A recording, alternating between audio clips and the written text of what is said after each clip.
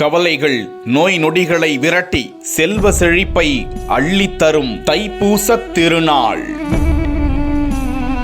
பழனி உள்ளிட்ட அறுபடை வீடுகளுக்கு குவியும் லட்சோப லட்ச பக்தர்கள். காவடி எடுத்து பாத யாத்திரையாக அன்னதானம் வழங்கி பக்தி பரவச பயணம்.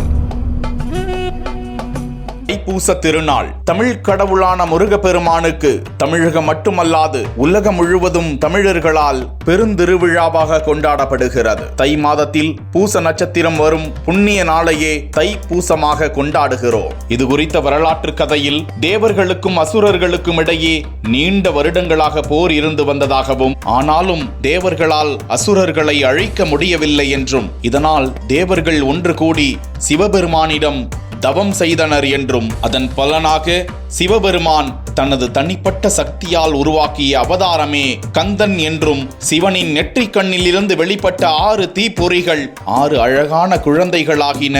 கார்த்திகை பெண்களால் அந்த குழந்தைகள் வளர்க்கப்பட்டு பின்னர் 6 முகங்களுடன் ஓர் உருவமாக மாறியது. அப்படி அவதரித்தவரே முருகப்பெருமான். சிவபெருமானின் தேவியான அன்னை பார்வதி ஆண்டி கோலத்தில் பழனி மலையில் வீற்றிருக்கும் முருகப்பெருமானுக்கு ஞானவேல் வழங்கிய நாளே தைப்பூச திருநாளாம். அந்த வேளால் அசுர குலத்தை அழித்து தேவர்களை காப்பாற்றியவர் முருகப்பெருமான். இந்த நன்னாளில் முருகப்பெருமான் பயன்படுத்திய வேலினை கண்டு தரிசித்தால் தீய சக்திகள் அகன்று நோய் நொடிகள் விலகி செல்வ செழிப்பு வரும் என்பது நம்பிக்கை.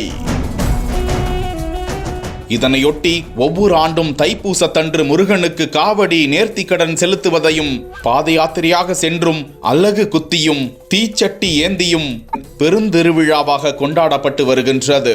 தமிழகம் மட்டுமல்லாது மலேசியா, சிங்கப்பூர் என உலகின் பல்வேறு நாடுகளிலும் தைப்பூசம் வெகு விமர்சையாக கொண்டாடப்படுகிறது.